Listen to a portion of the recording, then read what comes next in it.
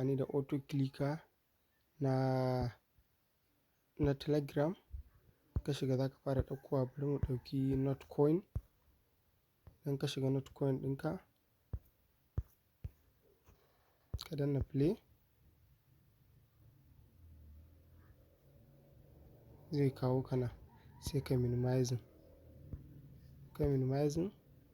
Sai ka shiga auto clicker ka, kana clicking start zai fito maka da wannan arrow ɗin. Sai ka zo, sai ka dawo nan, sai ka pointing arrow ɗinka daidai tsakiya, sai ka danna wannan play ɗin.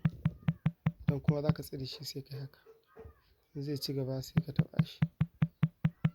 Ka gani yadda ake amfani da auto clicker wajen mining na Notcoin. Shine wannan gashi nan haka yana ta tafiya. Za ka iya ƙara mai gudu ma da hannunka, ka ringa double clicking zai na tafiya. Za ka iya sa hannunka sosai, ya danganta da yanayin saurin da kake so ka yi.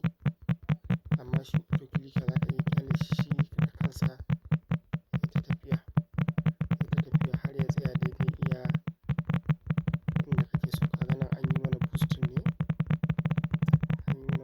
dole mu sauri mu sake capturing wani abu.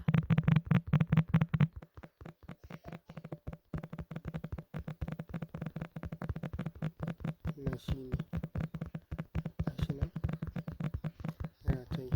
Idan za mu yi boosting da kanmu kuma sai mu shiga wajen boost ɗin nan, gashi nan ya